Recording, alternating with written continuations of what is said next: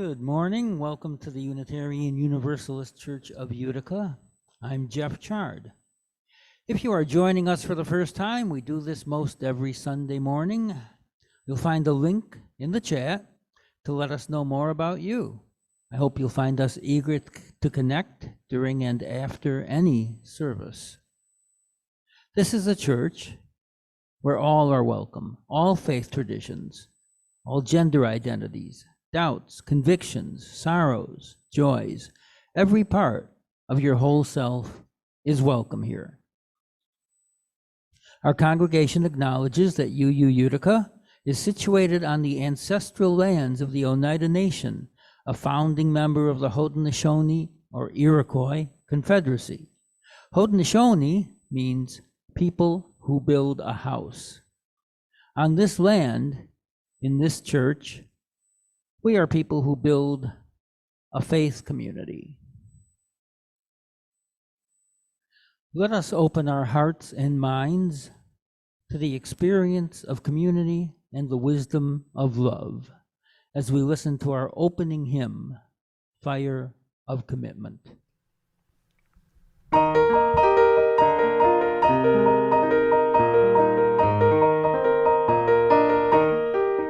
From the light of days remembered burns a beacon bright and clear, guiding hands and hearts and spirits into faith set free from fear.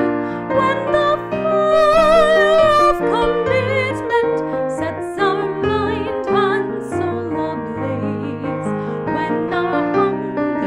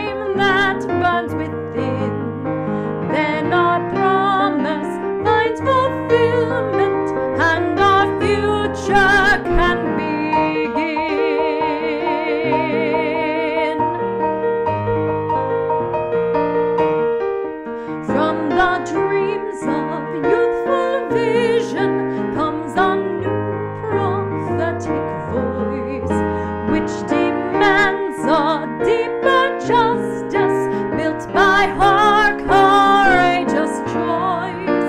When the fire of commitment sets our mind and soul ablaze, when our hunger and our passion meet to call us on our way, when we live with deep assurance of the flame that burns within, then our promise finds fulfillment and our future can begin.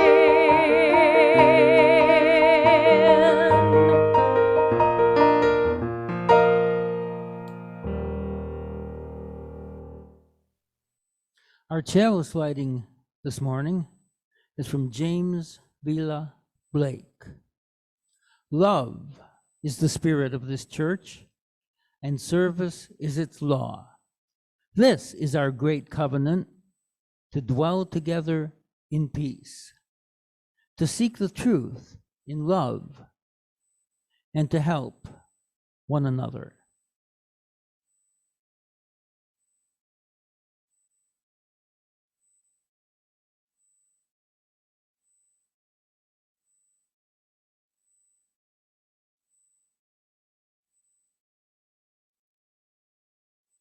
The learned philosopher and theologian Groucho Marx famously said, "I refuse to join any club that would have me as a member." And yet, here we are, not a club, but a church. Most of us are members of this church, a church that doesn't tell us who to believe in or what to believe in. An odd kind of church. I've often said I'm not a member of any organized religion. I'm a Unitarian Universalist. In the absence of doctrine, in the absence of creed, we're not here for absolution. We're not here to get right with God with an eye toward the afterlife. So why are we members of this club? I've asked that question over the years. Today, we discuss with 3 milestone members. It seems that if there is a common thread, a reason that most of us hold in common, it is a shared sense of community, a longing for belonging. It is likely that the things we individually believe make our community more homogeneous than many of our extended families, most of our co-workers, even some of our closest friends. I looked up Groucho's religious background. He was born into a Jewish family, but for most of his life, he was not a practicing Jew. He could have been a Unitarian Universalist. Surely he could have been a member of our club. Anyway, today's service is not about Groucho. It's about some folks who are members of our club. This morning, we will celebrate some of our milestone members. Here is Katie Spires, Chair of Membership, to do the honors. Katie.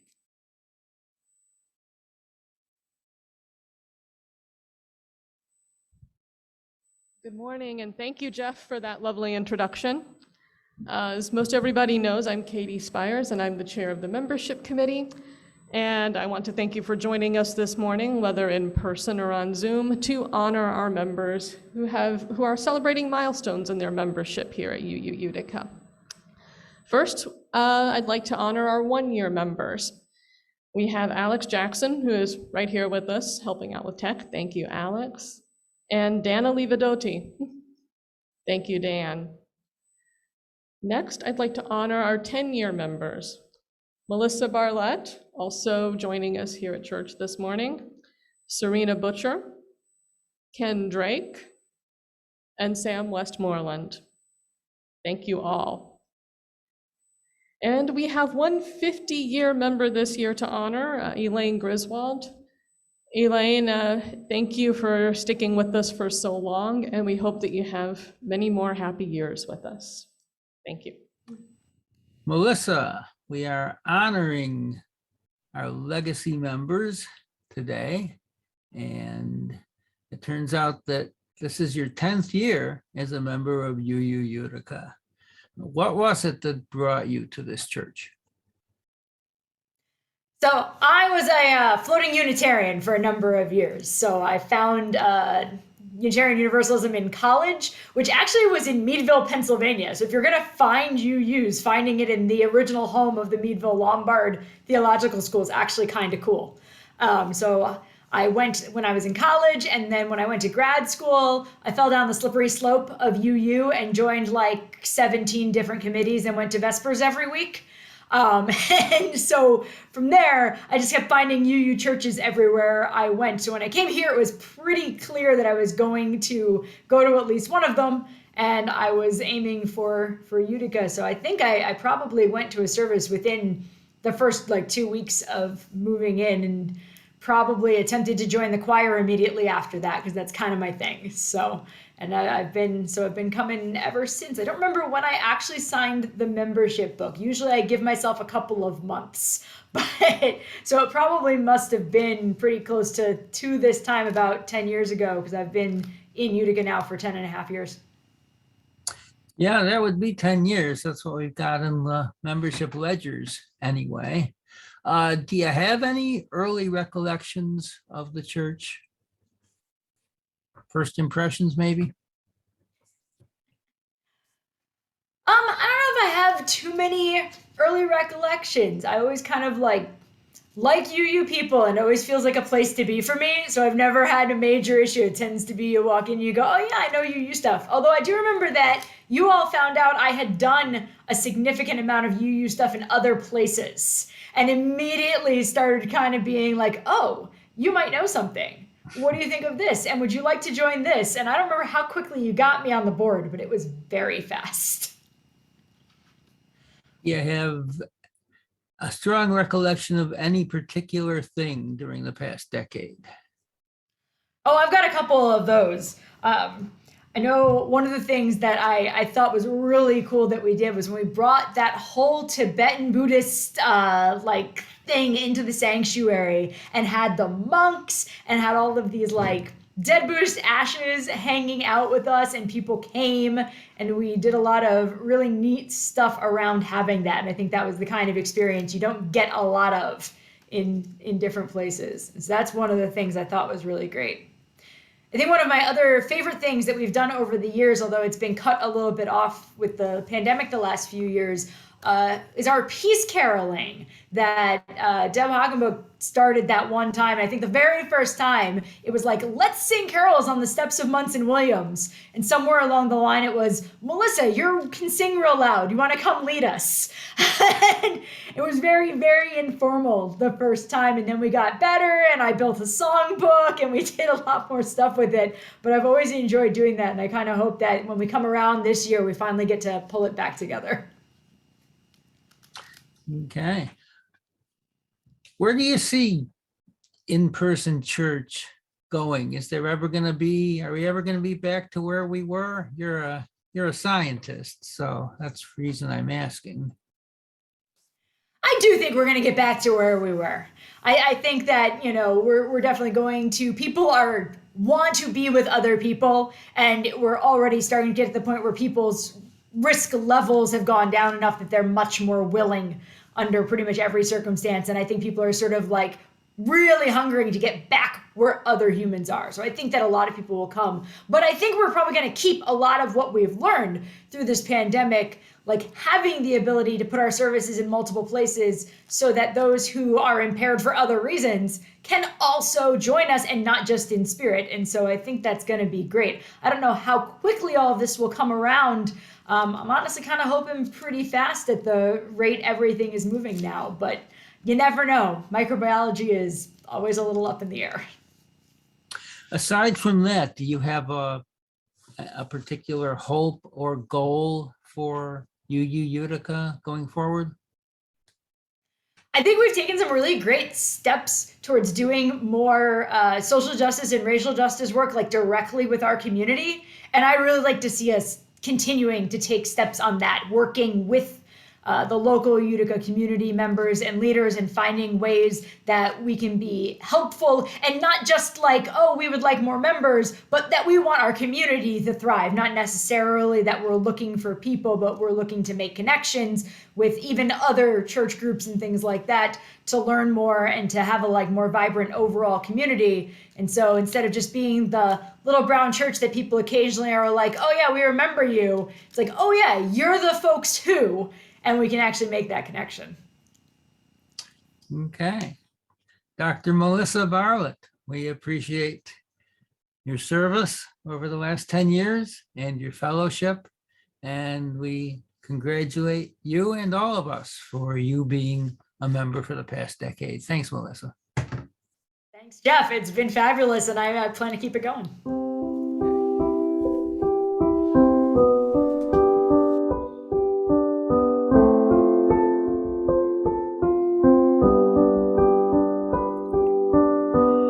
I'll be your candle on the water.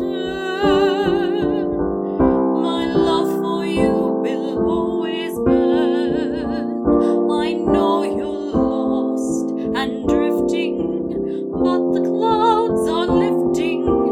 Don't give up, you'll have somewhere to turn. I'll be your candle on the water, till every wave is warm and bright. My soul is there beside you. Let this candle guide you. Soon you'll see a golden stream of light. A cold and friendless tide has found you. Don't let the stormy darkness pull you down. I'll paint a ray of hope around you, circling in the air, lighted by a prayer.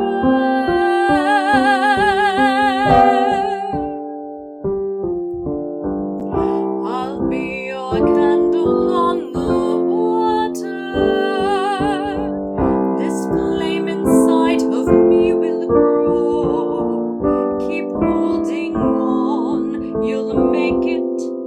Here's my hand, so take it. Look for me, reaching out to shore, as sure as rivers flow.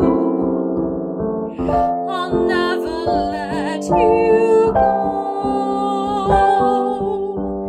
I'll never let you go. I'll never let you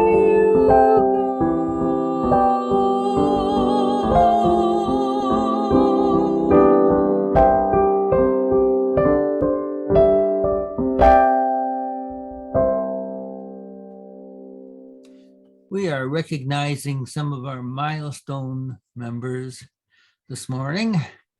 And Ken Drake, you've been a member of UU Utica for 10 years. Does it seem like 10 years? No, it doesn't, Jeff. What brought you to UU Utica? Number of years ago, when I was a member of no church at the time,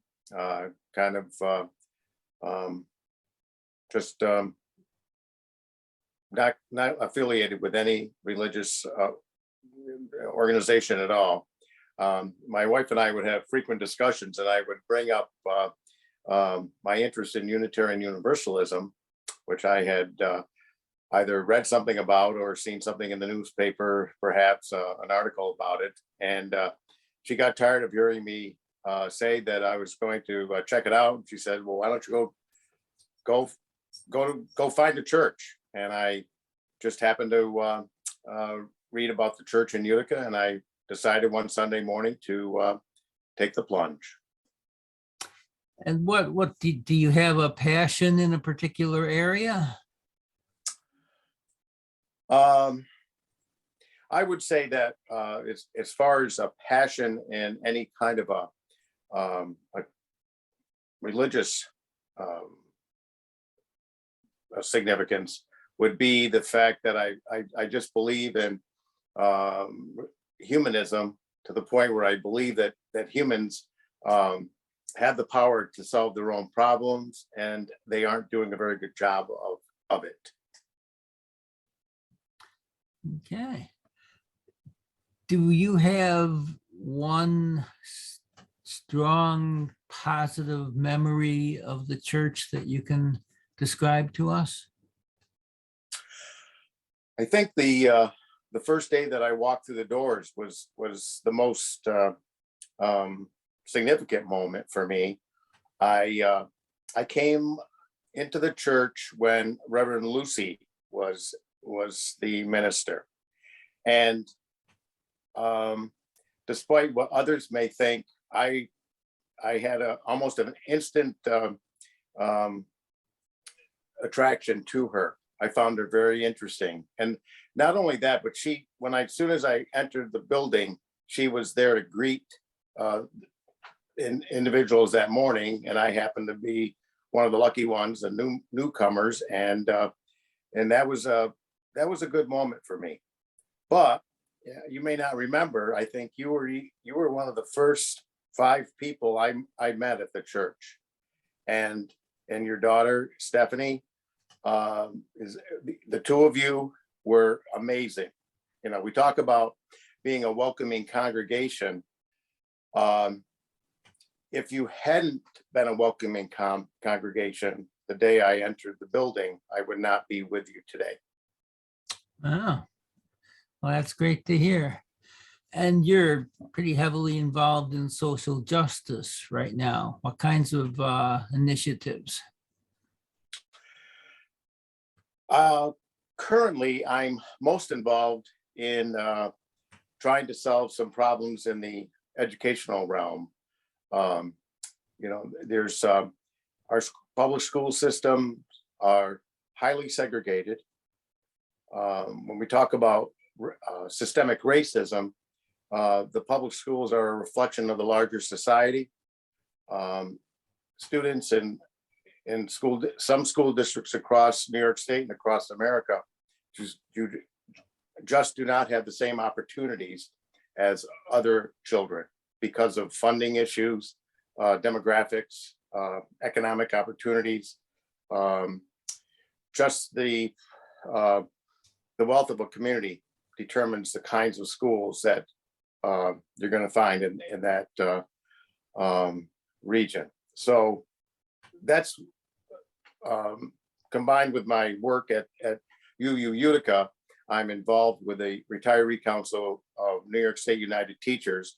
I've been a member of that organization for, since I retired in 2004. So I've had a long time interest in trying to right the wrongs in terms of how children are educated in New York State. Okay. Well, what would you say might be your hope for the future of UU Utica? That's an interesting question. I really believe that there was an opportunity when we were in one of our many transition phases when Reverend Eve was here, because I really thoroughly enjoyed her ministry. She, I think, our church was on the way of attracting a younger, the younger population. You know, I think she related well to the youth of the church at the time. And I just felt that this was an opportunity for the church to get, to attract new members, particularly young members who would be very enthusiastic about, serving the community.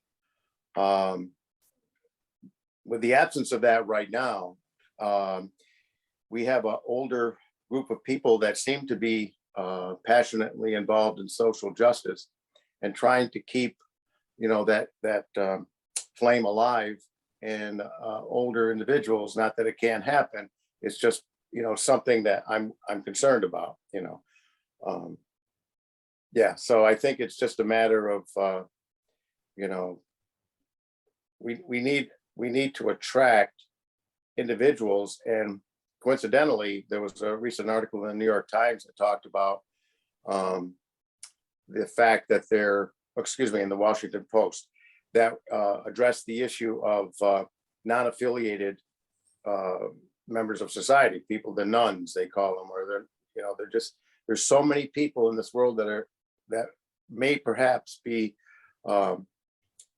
good members of a church community, but they're not affiliated with any right now. And if any church could appeal to the person who, like myself, was seeking something different and looking for more meaning in my life spiritually and in terms of social justice issues,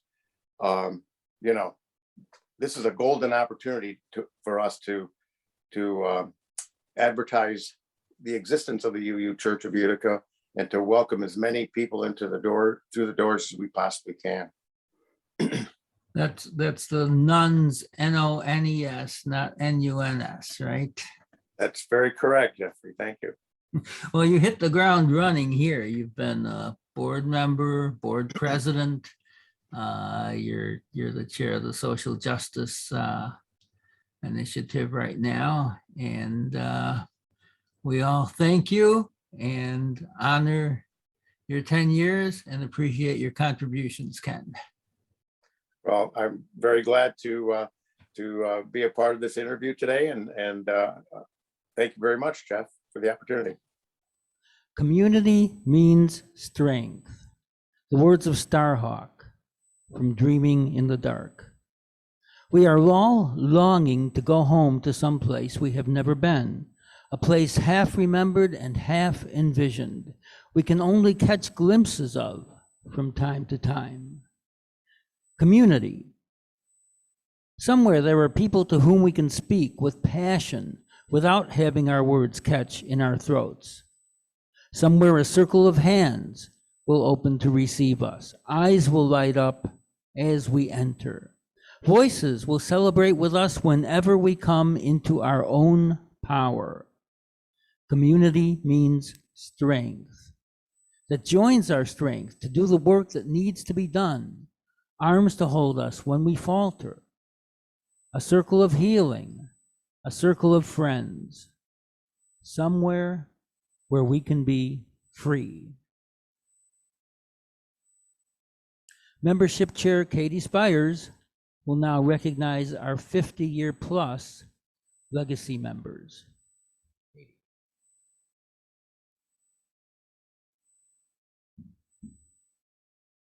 Thanks again, Jeff.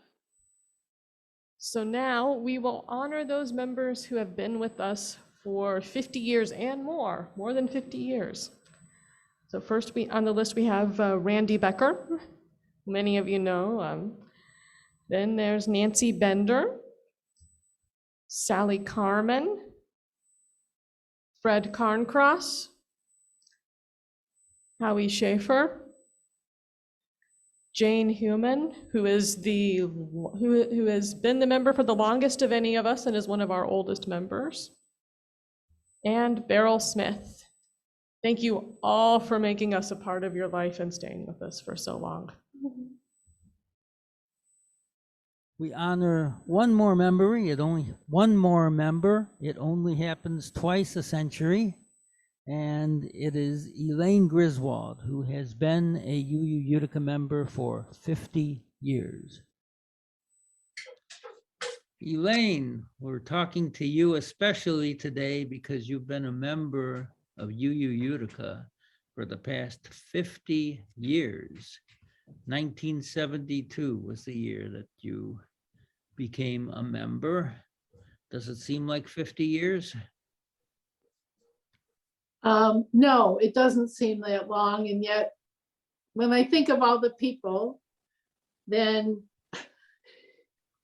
yes, there've been a lot. There've been 50 years plus in the number of people that I've known and loved in this congregation. 50 years ago, you would have been at the church in Oneida Square. Yes. What are your memories about the Oneida Square Church? We had a school that used our Sunday school rooms. It was like I think maybe a nursery school or something, or it was kind of an experiment in that. But mostly I remember the falling plaster in the organ in the sanctuary and the falling plaster from the ceiling. And you mentioned the people. Who are some of the people you recall? Bill and Gladys Becker, Jay and Verna Carncross, Joan and Bill Garner, Bob and Ethel Schaefer, Hank and Judy Bartosik. I think I can stop there. Is there one memory or set of memories that sticks out from your 50 years of being a Unitarian Universalist Utica member? One memory. Fellowship Fridays at Bartosik's, but also singing to Bob Schaefer's player piano, singing show tunes with other people from at Bob Schaefer's player piano. Okay. What is your hope for the future of the UU Church in Utica? That it will always be there for people who need support and reassurance when they look at the larger questions of life. I think that would be it, that it would always be there. There should be some avenue for considering the larger questions. Okay. Elaine, we thank you so much and value your friendship and your membership over the past 50 years. Thank you. You're welcome. It is now time for our offering. We know that our financial contributions to this congregation come from sacrifice and hard work. We are so grateful for this and commit together to ensure the funds we gather collectively do a greater good for ourselves and our world than they could have done alone. May there be an offering to sustain and grow the life and mission of this congregation. May we give in love and in hope.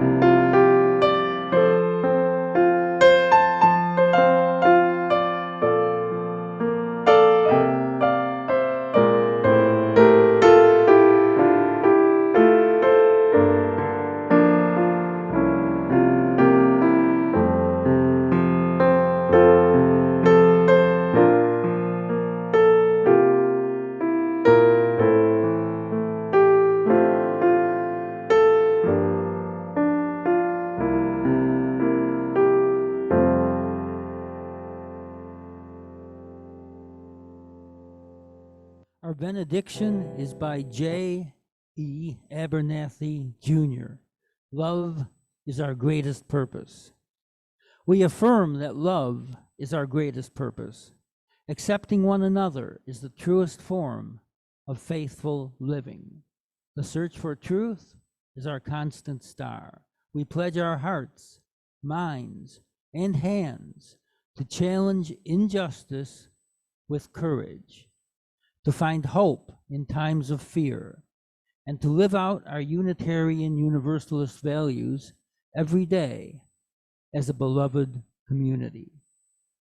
Thus do we covenant with each other and with all that is sacred in life.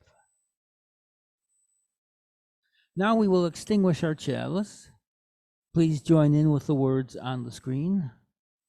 We extinguish this flame, but not the light of truth, the warmth of community, or the fire of commitment. These we carry in our hearts until we meet again.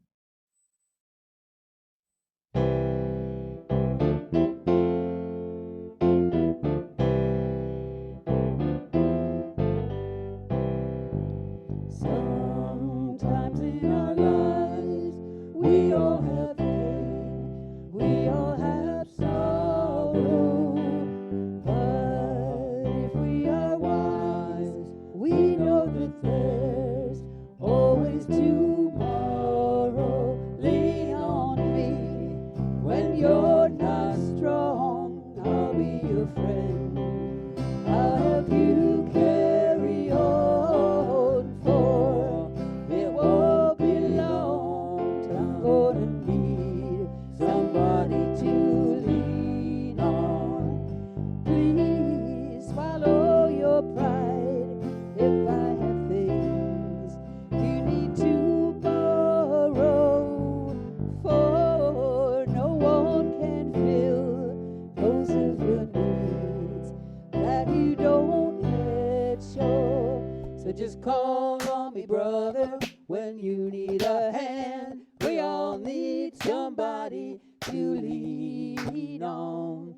I just might have a problem that you'll understand. We all need somebody to lean on. Lean on me when you're not strong, I'll be your friend, I'll help you carry on, for it won't be long till I'm gonna need somebody to lean on. So just call on me, brother, when you need a hand. We all need somebody to lean on. I just might have a problem that you'll understand. We all need somebody to lean on.